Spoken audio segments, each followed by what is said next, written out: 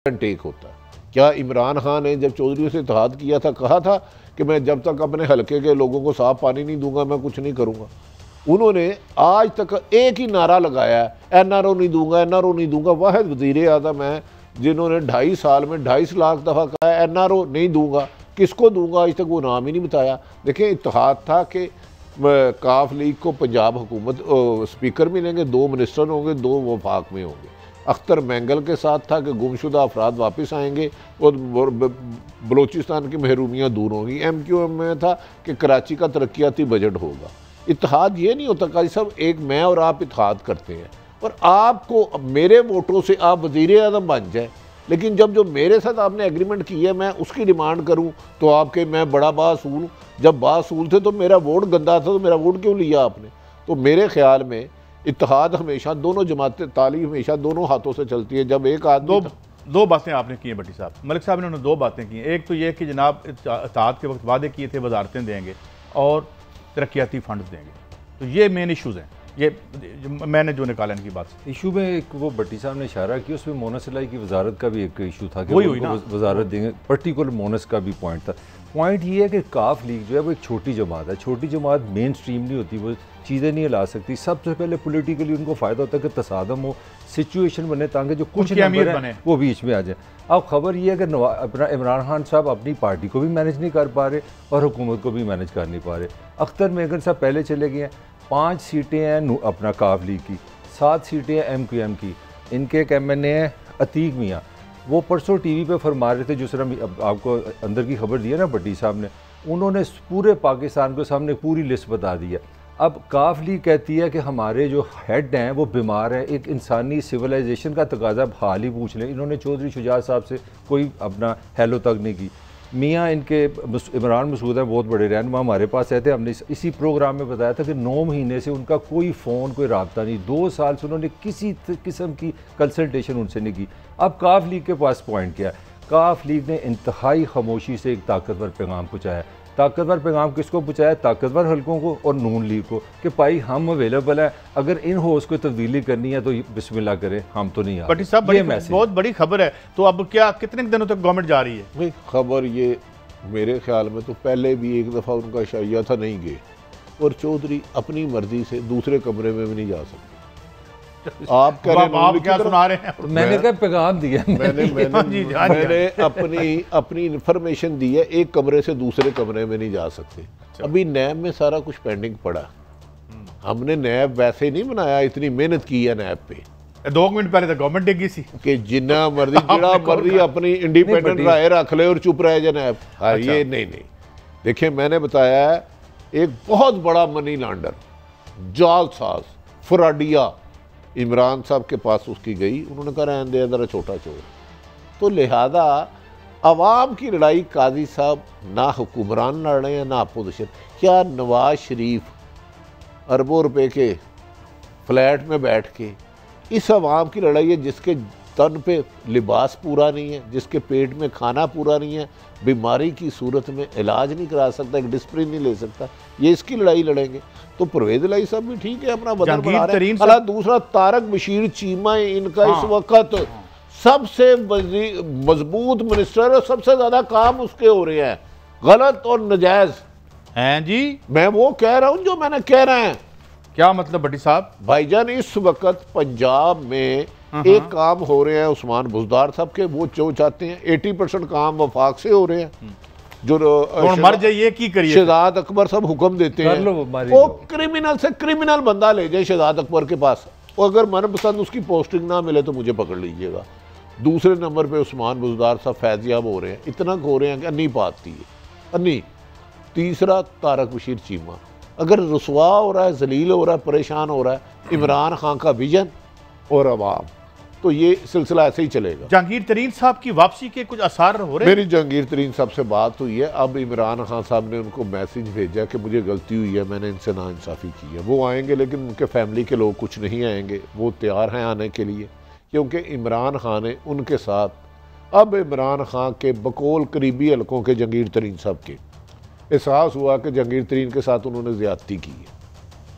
क्योंकि आपको पता है सियासत में आपके पास जो जहांगीर तरीन पर इल्ज़ाम था शुगर का, वो परवेज खुसरो, क्या नाम है यार, जो वो जो खुसरो बख्तियार, जो किसी ने इंपोर्ट करके इनको दिए थे, हालांकि वो इनके साथ नहीं आना चाह रहे थे, वो नून से ही आए थे, वो उन पे भी वो इल्ज़ाम था, लेकिन उनको कुछ नहीं कहा गया। वो तो जनूबी पंजाब का सूबा बनाने आए थे बायदा भी। वो सूबा बनाने नहीं आए, पैसा बनाने आए थे, उन पे इल्ज़ाम नहीं है। तो अब जहांगीर तरीन इस महीने के, मेरा ख्याल है मिड में आ जाएंगे किसी भी वक्त, क्योंकि उनको यकीन दहानी कराई गई है कि आपके साथ जो नाइंसाफ़ी हो रही थी, शुगर माफिया का जिक्र किया गया, अगर 50 शुगर मिले ना, सिर्फ और सिर्फ जहांगीर तरीन की शुगर मिलों पे रेट हो रहा है, बाकी किसी को कहते नहीं पाई रखो। एक केस याद दिला दूं आपको पता है हाई कोर्ट लाहौर का फैसला है कि उन्होंने गलत तौर पर ये जो मिले हैं इनको वहाँ पे माइग्रेट किया था। वो नवाज शरीफ फैमिली ने गरीबों के हमदर्द के लिए वो नहीं आएंगी, क्योंकि अगर वो आ गई, पास क्या किधर सिंगी है कि किसी हर कानून से बाला था। मैं बताऊं, वो आ गई ना, जिस दिन अदालत के हुक्म के मुताबिक अदलिया पर फिर हमला हो जाएगा, हम अपने अदारों को क्यों बार बार इनके निशाने पे लाएं। वो देखा नहीं, मरियम कहती है कि इमरान खान तुम मैटर नहीं करते, डीजी जो है आर्मी चीफ, वो उनके टारगेट पे डीजीआई, उनके टारगेट पे डीजीआईएसपी, उनके टारगेट पे, तो अदालतों की इज्जत भी बचे रहने देने यार। मुल्क में हमारे दो ही तो अदालतें हैं, जो अदारे। तो अब ये है कि भाई अगर कोई सही फैसला करेगा या कोई हमारे खिलाफ फैसला करेगा तो हम फिर लोहे के चने लेके नहीं, हम फिर कहेंगे ये इंतकामी कार्रवाई है, सियासी बदला लिया जा रहा है। ये फिर हमने देखे बाहर है इन्वेस्टमेंट बड़ी की है। हाँ, लोग कह रहे थे कि मिसाल पाकिस्तान की, अमेरिका की देते थे, कैसा इलेक्शन होता स्मूथ, हमने उधर तबाही मचा दिया इमरान खान साहब का।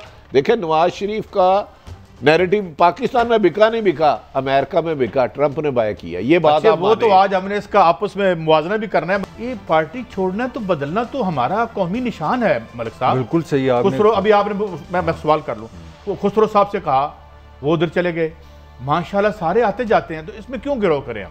वो थोड़ी सी मुझे आपसे ज़रा 1 मिनट ज़्यादा लेना पड़ेगा, क्योंकि हमारे इस वक्त भी जो हुक्मरान इमरान खान साहब है वो PhD हैं यू टर्न के और NRO के। पहला NRO उन्होंने दिया था काफ लीग को 2 साल पहले, जब उन्होंने कहा था परवेज़ अलाई डाकू है, फिर डाकू से NRO कर लिया। अब उन्होंने नया जहांगीर तरीन से किया NRO, मगर अगली लड़ाई जो होने जा रही है वो होगी सबसे पहले आज़म खान की। आज़म खान इस वक्त नवाज इमरान खान के बाद जो मोस्ट पावरफुल लोग हैं हुकूमत में, वो उनके पर्सनल जो प्राइवेट सेक्रेटरी है। अब उससे लड़ाई होनी है। पहले आगे आपको पता है जो उन्होंने इल्ज़ाम लगाया था कि आज़म खान ने मुझे निकाला। दूसरा बंदा जो मुझे नज़र आ रहा है शहजाद अकबर साहब। अब कबीना में भी एक नया आना है तूफान। एक आप देखेंगे जो अगर ये जंगीर तरीन आएगा। अच्छा, आपका जो सवाल है वो क्या गिराव करके उनके घरों को आग लगा दी जाए, उनको लिंचिंग करें? गिराव भट्टी साहब, एक मिनट आपसे पूछूं, अगर एक घर का गिराव कर लिया जाता है, वहां एक माप पहुंच जाता है, जिस तरह ये माप को कह रही है कि इनको घेर लें, वहां क्या हो सकता है? अच्छा, और ये मैं आपको याद दिला दूं, गुजरात में यही हुआ था। मुझे फिर एक मिनट देना है। हमारी मोहतरमा मरियम नवाज़ का घेराव करे। अगर एक MNA मुंतहिब होता है, उसके इलाके के काम नहीं होता, कर ले, लेकिन इन पार्टियों का घेराव क्या करेगा? जो कहते थे शहबाज शरीफ, जरदारी में पटा डाल के, पटा इंसानों के गले में नहीं डाला जाता। पहले तो मैं इसलाह कर दूं, लाहौर और लाड़काना की गलियों में घसीटूंगा। और जरदारी साहब फरमाते थे कि ये धरती के नवाज शरीफ नासूर हैं, अगर हमने इनको माफ़ किया तो अल्लाह भी हमें माफ़ नहीं करेगा। ये पूरी जमात बेच के उधर चले जाए, इनका घेराव कौन करे? आज आप काई साहब अपना भी अपनी ईमानदारी से राय दे। एक बंदे का तो घेराव कर रहे हैं, पूरी की पूरे मुल्क का सौदा कर रहे हैं, पार्टी का सौदा कर रहे हैं। वो पटा डलवा रहा था तो जरदारी साहब फरमा रहे थे ये धरती के नासूर वो होता है जिसका इलाज ही कोई ना, उसे मार दो। अब ये दोनों बहन भाई इकट्ठे हो गए, तो इनका घेराव कौन करेगा? जी मलिक साहब, ये दोनों आपने पहले भी जवाब नहीं दिया कि गिराव करें और उन लोगों पर हमलावर हो जाए। काजी साहब, एक तो हर बंदे के अपने अपने मीनिंग्स होते हैं। हो सकता है गिराव का मतलब आपका कुछ हो, भट्टीका साहब का कुछ हो।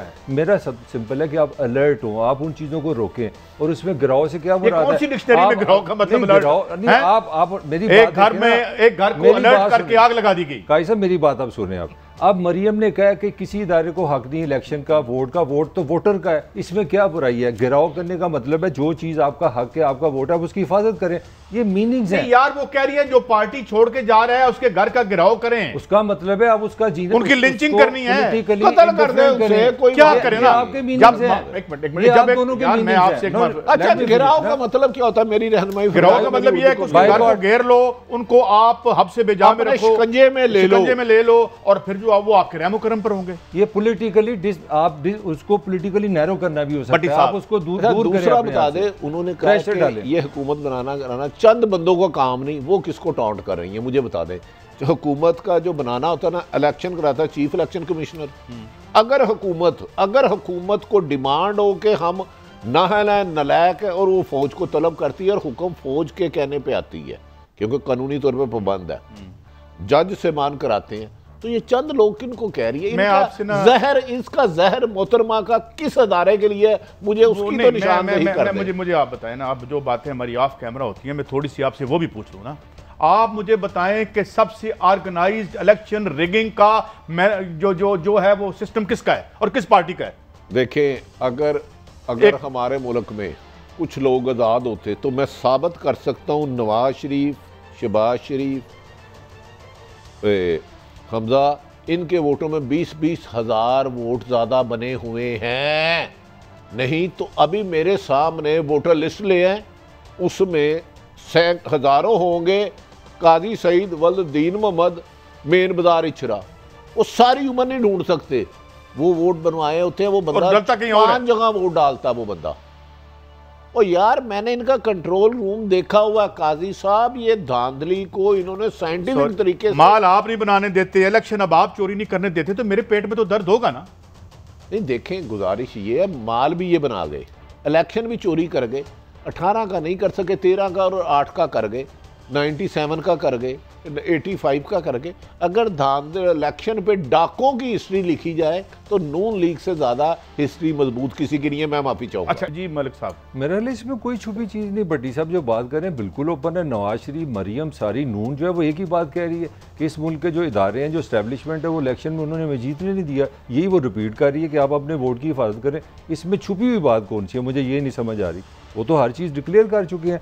बल्कि मैं समझता हूँ कि मरियम ने वो बयानिया जो है वो इस कैंपेन से फ़ायदा उठाया, वो उसको रिपीट करती जा रही है, बार बार रिपीट करती जा रही है कि हमारे साथ पहले धांधली हुई है, इस बार हमने धांधली नहीं होने देनी। और मैं आपको एक कमेंट भट्टी साहब पे करना चाह रहा हूँ, जिन्होंने कहा कि PhD जो सबसे ज़्यादा धांधलियों का रिकॉर्ड नवाज शरीफ ने बनाया, अल्हम्दुलिल्लाह अगर वो बनाया तो वो आपके रियासती ढांचे की मदद के बगैर नहीं बन सकता। ये लॉजिकल बात है, बोले आप। अच्छा भट्टी साहब, इन्होंने बड़ी सी बात की, लॉजिकल बन सकता। आप मुझे ये बताएं यार, रियासती इदारे ख़त्म कर दो, नवाज शरीफ को उनका चीफ बना दो। उन्होंने कहा बूटों के नीचे रौंदरी नहीं दोगे। मोहतरमा, आप 3 दफ़ा वज़ीर आज़म रही, आपके वालिद मोहतरम, कमो बेशतर 20 साल आपके पास इक़्तिदार रहा। आप तो हर रोज़ 20 करोड़ अवाम के हकूक़ अपने पाँव तले रोनती थी, अपनी झूठी अना के तहत रोनती थी। हमने तो कभी नहीं चीखा। एक फ्राडिया जालसाज फ्राडिया दानिशमंद रोज़ाना हमें कत्ल कर रहा है, हम कहाँ जाएं? वही आप लोगों ने, चंद बड़े ताकतवर लोगों ने कानून को अपने घर की यगरमाल बना के रखा हुआ।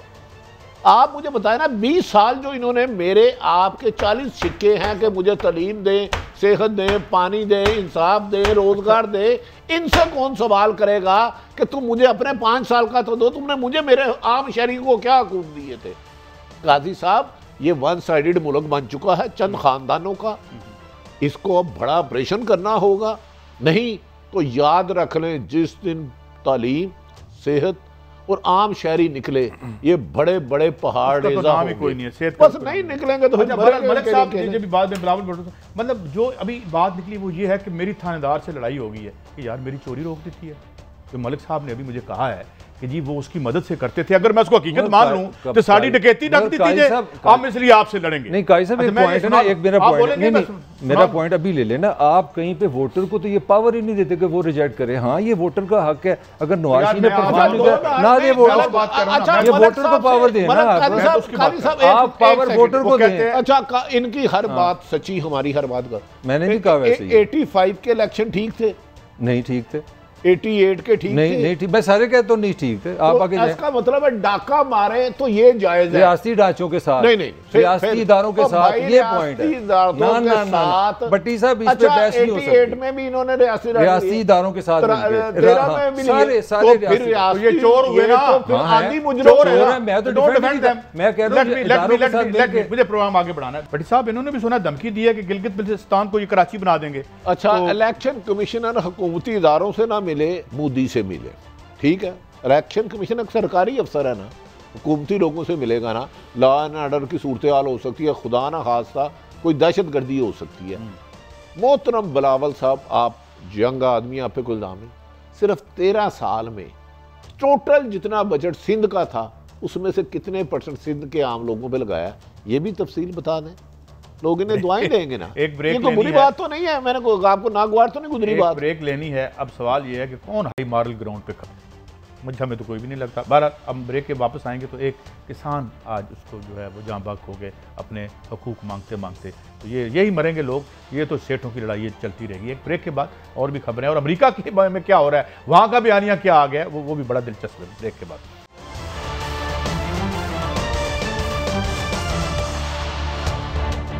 Welcome back. नाज़रीन, ये रिकोटिक का मामला था। $13.5 बिलियन के लगभग हमारे ऊपर जुर्माना हो गया था, मगर फिर इसको डील किया एक इंतहाई हमारे बड़े जो टैक्स एक्सपर्ट हैं, अब 6 बिलियन पर ले आए, हाफ हो गया। पहले 6 बिलियन था, 3 पे लाए, अभी नहीं, अभी 6.5। तो कह रहे हैं कि अब वो ये कह रहे हैं कि 3-3.5 बिलियन तक आ जाएगा, और वहाँ आके ये जो नई कंपनी आएगी उसको हम जो है वो आउट ऑफ कोर्ट सेटलमेंट कर लेगी नए, जिससे यानी हम बच जाएंगे। मगर जो अहम खबर है मलिक साहब और भट्टी साहब इसमें, वो ये कि ये 2 नंबर मुआहिदा किया गया था। 2 बंदे ब्यूरोक्रेसी के वादा माफ गवाह बन गए हैं। ये पैसे किसने खाए और ये वारदात क्या हुई, ये इस पे नैब जा रहा है इनके पीछे। और 2 मैं उनका नाम नहीं लेता, वो टैक्स मतलब ब्यूरोक्रेट्स हैं जिन्होंने कहा है जी कि हम सारी खबर देते हैं कि हमने अपने मुल्क का ये असासा औने पौने पर बेचने का क्या फ्रॉड और वारदात की थी मुबैना तौर पर। भट्टी साहब, और एक और बात कि ये खुद हम कंसल्टेंट हायर करके ये सारी दौलत यहाँ से निकाल के बलूचिस्तान की दुनिया बदल सकते हैं, और हर जगह हम बाहर से बंदा ला के दिहाड़ी लगाते हैं। बचपन में कहानी सुनते थे, बच्चा सो जा, परी आएगी तुझे अपने परों पे बिठा के ले जाएगी, चांद की सैर कराएगी, तो सोना लगेगा। ये मैं सुनते सुनते तंग आ गया हूँ, सुल्तानी गवाह हो गया, फलां बंदा अरबों रुपया खा गया। इमरान खान साहब ने 5 साल 13 से लेकर 18 तक यही सबक याद कराया। अब 18 से लेकर 2.5 साल ये सुनाया। मेरी रहनुमाई फरमाए, किस बड़े पॉलिटिशियन से, किस बड़े ब्यूरोक्रेट से कितने पैनी रिकवर हुए हैं, कितने 100 रिकवर हुए हैं, कितने हज़ार, कितने लाख, कितने करोड़, कितने अरब, वो बताएं मुझे। भट्टी साहब, वो तो कोई नहीं निकला, लेकिन जो हमारी इसमें बचाव हुआ है उसमें ये हुआ है कि हम जुर्माना हमारा उधर आधा हो गया है। अब मज़ीद जो है ये हमें पैसे नहीं, हम टके टके को हम तरसे हुए हैं, डॉलर हमारे पास है नहीं, और जो है वो अब जो है ये कम से कम इसका एक फ़ायदा ये होगा। मगर इसमें जो अहम मलिक साहब बात है कि जब आप खुद कंसल्टेंट हायर कर, नहीं साहब, गुस्ताखी माफ, आपने फरमाया 2 गवाह बन गए, किस किस को पैसे दिए? असल तो उन मुजरमों को सामने ला के करारे वाक़या सज़ा देनी है कि आइंदा ये करप्शन का सिलसिला बंद हो। इस 2.5 साल में करप्शन ने जो तरक्की की है एहसन तरीके से, साइंटिफिक तरीके से, 70 सालों में मिसाल ढूंढना मुश्किल है। मेरा मौक़िफ़ है, आपने जो फरमाया यकीनन ठीक कह रहे हैं, आपकी बड़े रीज़नेबल, जो कह रहे हैं कि हम बताएंगे किस किस ने पैसे, उनको क्यों नहीं पकड़ते? नहीं, वो तो उन्होंने पकड़ लिया, वो तो कह रहे कि वो वादा माफ गवाह बन गए। नहीं, उनके नाम भी तो कोई होंगे ना। वो मैं दे देंगे अगले शो में आप। नहीं, इस तरह नहीं है। वो 2 वादा एक्चुअली 26 लोगों पे हुआ है। ये नैब 26 लोगों पे हुआ है। मेरा एक सेंसिबल है, हम क्रिटिसिज्म करते हैं, वो चीज़ नैब ने अच्छी की है, मैं मानना चाहिए। 26 जो सरकारी मुलाजिम है, देखें आसान ज़ुबान में, ये बलूचिस्तान और एक ऑस्ट्रेलियन कंपनी के दरमियान ये मुआहदा हुआ है अरबों रुपए का। जिस तरह आपने कहा वो कहानी, मैं भी आपसे भी बड़ा उम्र में मैं भी ये कहानी सुनता हूँ। अब हुआ है कि 26 लोगों पे पाकिस्तान, ये नैब जो करेगी, कोयटा की जो एहतसाब अदालत है, उसने ये केस किया कि आज 26 लोगों ने जो पाकिस्तान के सरकारी मुलाजिम थे बलूचिस्तान के, आपने ऑस्ट्रेलियन कंपनी के साथ गैर कानूनी तौर पे, गैर इखलाकी तौर पे आपने उनको भी रिश्वत दी है। आप भी गंदे हैं, वो भी गंदे हैं। देखो पाकिस्तान ने अच्छी एक मूव किया। ये मूव से अगर नैब से ये साबित हो गया कि हमारे 26 लोगों ने गलत काम किया है, तो इसका मतलब है आप ये केस ले जाएंगे आप सुप्रीम कोर्ट से। अब हो क्या रहा है आगे काजी साहब भी बता सकते हैं। अगर इंटरनेशनल कोर्ट में किसी ने जाना हो ना, तो उसको अपने मुल्क में पहले साबित करना पड़ता है कि ये चीज़ हाईएस्ट कोर्ट में उसके खिलाफ गैर कानूनी। और मैं समझता हूँ इस पर आपको नैब को अप्रिशिएट करना चाहिए, ये सही स्टेप है। और मेरे ख्याल में इसमें जो हमारे जो जो जो इसको केस को डील कर रहे हैं डॉक्टर इकराम, उन्होंने बड़ा सेंसिबली इसको हैंडल किया है। बट साहब बहरहाल ये तो आपसे मैं 100% एग्री करता हूँ कि फड़िया आज तक कोई भी नहीं गया, लेकिन वो फड़िया जाएगा तो हम इसी देखेंगे। नहीं, जो पकड़े गए, जिन्हें कैद हुई, उन्हें आपने लंदन भेज दिया। वहाँ जाके वो आपके सलामती के इदारों पर रोज़ाना हमला करते हैं। मरियम साहिबा गिलगित बल्तिस्तानियाँ 20 साल रह के अवाम की हकूक़ को पाँव को रोंदने की दर कहती हैं, जूतों से किसी को वोट की हुर्मत नहीं जलील होने देंगे, क्योंकि वोट की हुर्मत को जलील करने का ठेका इनके पास है, और कोई क्यों करे। तो हम बात कर चुके हैं ना कि वो हम नाराज़ हैं, रेगुलेटर हमें रिगिंग नहीं करने देता। अच्छा बड्डी साहब, ये आप देख रहे हैं, ये फुटेज देख रहे हैं, किसान इत्तेहाद ये लोग आए, इनका कहना ये था कि बाहर से यार 2500 रुपए की गंदम लेते हो, यहाँ हमें 2000 रुपये देते हो, हमारी बेस प्राइस 1600 काजी साहब खुदा का वास्ता, ये 2000 मेरे पास लिखा नहीं, वो डिमांड की है 1600 रुपये की देते हैं। तो ये उसको एक बंदा मार दिया, उनको हैं पीटा। और जो माशाल्लाह यहाँ से बड्डी साहब की जो बात इनके मुंह से छीन लेते हैं कि जो अरबों करोड़ों ले गए हैं, वो आके आपके इदारों को आप तलब करते हैं, वो पत्थर मारते हैं, घर से पत्थर लेके आते हैं। ये है हमारा इंसाफ। अच्छा काजी साहब, आपने ये मेरे जैसे लोगों की बात की, जो असल कौम में असल अवाम ये है कि ज़राअत 70% है, हमारे रीढ़ की हड्डी किसान है, उसको आपके CCPO के हुक्म से एक मलक अशफाक लंगड़ियाल को उसने इसलिए कत्ल कर दिया कि वज़ीर आज़म साहब का हुक्म था सुकून सिर्फ कब्र में है। तो इसको तो तमगा जुर्रत देना चाहिए उमर शेख साहब को, क्योंकि इनकी फैमिली की केसें भी बहुत ज़्यादा सामने आ गई हैं। इनके आजकल माशाल्लाह, मैं परसों 3-4 पुलिस अफसर थे, उनके साथ बैठा था, तो हम हो गए जी शुरू मलक साहब 95 से। उन्होंने कहा पाकिस्तान की हिस्ट्री में 2020 से ज़्यादा करप्शन, कब्ज़े, जुए, मनशियात का काम इतना रूज पे नहीं गया जितना आजकल गया है। तो मेरा ख्याल है ये बेचारा मलक अशफाक, इसके घर वालों को अल्लाह ताला सब्र जो और इसके दर्जात बुलंद करे। और मुझे यकीन है प्राइम मिनिस्टर एक किसान को जो गंदम का रेट बढ़ाने का मुतालबा कर रहा था, जो साल के 12 महीने मेहनत करता है, उसको इसने कब्र में भिजवा दिया। तो मैं इस पुलिस को सलाम पेश करता हूँ, मेहरबानी करे हमें भी कत्ल करे, क्योंकि हम सुकून चाहते हैं। इस दुनिया में तो सुकून आपने नहीं छोड़ा। नहीं, अब ये मलिक साहब ये क्या है कि 7 स्टार चोर जो हैं वो तो उनको तो कोई, और जिनकी रिपोर्टें आ गई हैं, मतलब IPPs की रिपोर्ट आई हुई है, बल्कि एक की तो रिपोर्ट सामने आम मीडिया पे फिर रही है, तो उनको तो हमने कुछ नहीं कहना। और फिर आपसे मेरी एक बात हो रही थी, उनको जेल में भी 1 क्लास देनी है क्योंकि उन्होंने डकैती बड़ी की है। तो ये क्या है? कैसा सिंपल जो आपने स्टार्ट किया था, इतनी तकलीफ दे बात है कि मेरा जो किसान है, जो इस ज़मीन पे पैदा हो, जो मेरे लिए कदम पैदा करता है, उसको मैंने देने कितने 1600, और जो नीली आंखों वाला रूसी है उसको मैंने कितने देने 2500। ये लड़ाई है। मेरा किसान कह रहा है भाई मेरी माँ ने मुझे यहाँ पैदा किया, ये धरती मेरी माँ है, मैं इससे तुम्हें आटा दूंगा, मैं तुझसे से चावल दूंगा, मुझे मेरे पैसे दो। उसको आपने गोली मारी, आप उसने की लाश आपने भेज दी है। ये है आपकी वो रियासत मदीना। और दूसरा जो आपका कन्फ्यूजन होता है जब मैंने इसको चीन का निज़ाम लाना है, कोई दुनिया का निज़ाम दिखा दें जो अपने किसान के साथ ये करता है। मलक साहब, मैं फिर मुझे माफ़ी चाहता हूँ, मैं बहुत बोलना आजकल कम चाहता हूँ ठीक है निज़ाम में। और आप नबी पाक मोहम्मद सल्लल्लाहु अलैहि वसल्लम की ज़ात मुबारक जो शख्स नाम लेता है, मैं उसके मादी पे नहीं जाऊँगा। इसमें फ़र्क है कोई मदीने की रियासत में। मैं भी छोटा मोटा मुसलमान हूँ। जब आप रियासत मदीना, मेरी गुजारिश सुन लेना, जब आप रियासत मदीना कहते हैं तो इस्लाम एक निज़ाम है, एक निज़ाम हयात है। आपको कोई 25-30 करोड़ PhD चाहिए जो इस सवाल का जवाब दे सके। मैं नहीं। काजी साहब आप रहनुमाई करें, आप टीचर भी नहीं। मैं ब्रेक के दौरान इन 25-30 करोड़ लोगों का बंदोबस्त करता हूँ। एक ब्रेक है और इस ब्रेक के बाद हम आएंगे और ये देखेंगे कि बड़ी सूरत हाल अमेरिका में पैदा होगी, असल क्राइसिस क्या है, जिस पर मेरे ख्याल में कोई भी बात नहीं कर रहा, इधर उधर की बहुत बातें हो रही हैं। हमारे साथ रहिए।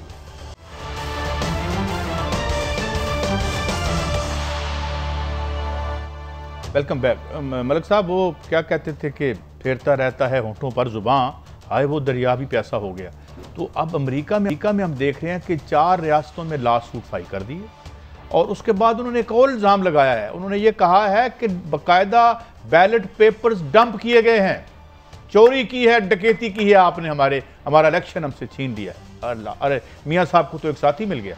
मैं प्रोग्राम में ना सोच रहा था पिछले हफ्ते जब मौजू आप भी कह रहे थे, भट्टी साहब ने, मैंने कहा मजाक किया, सचमुच मैंने कहा चलो लाइटर बात की है कि पाकिस्तान बन रहा है अमेरिका।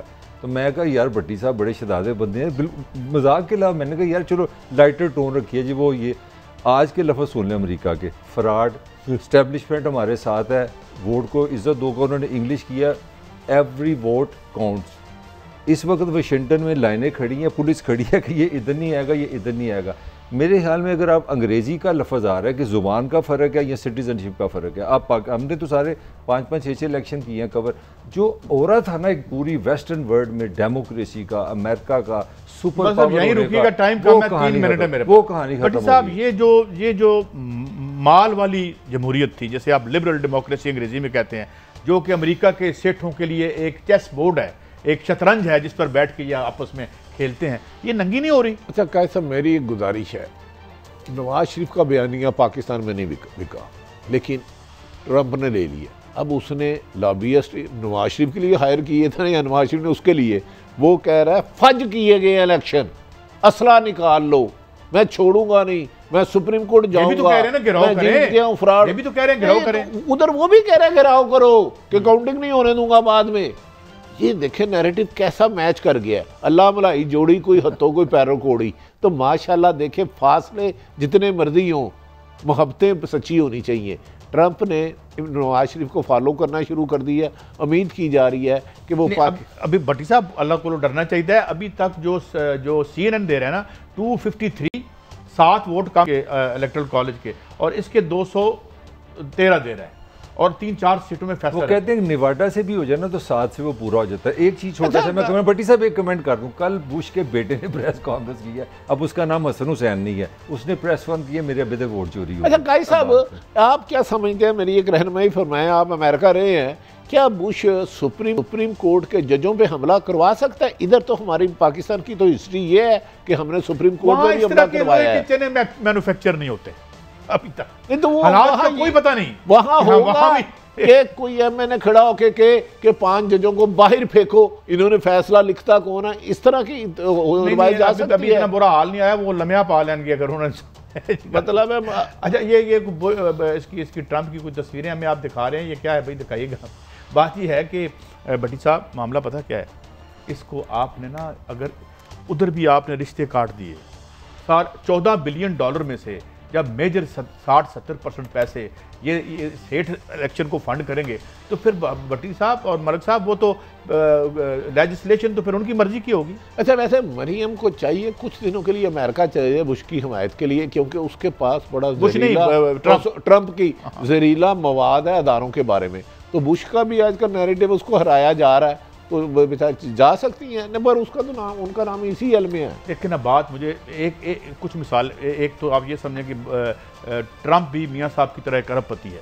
अच्छा। और वो डॉलरों में अरबपति है, 2-2.5 बिलियन डॉलर की उसकी है, केस उस पे बहुत बुरे हैं। 98% मुल्क में चाय की पत्ती नहीं है। मुझे प्रोग्राम खत्म करना, और एक केस उस पे ये है कि उसने जो कर्जा एक कंपनी से लिया है वो उसकी अपनी कंपनी है, और भी उसने की है, इस पे वो अंदर भी हो सकते हैं। जो बाइडेन ने ये कहा, मियां साहब ने भी अपने बच्चों से कर्जा लिया है। नीले आसमान के तले क्या क्या होना है, हम जो होता रहेगा, हम देखते रहेंगे, रिपोर्ट करते रहेंगे। अल्लाह हाफिज।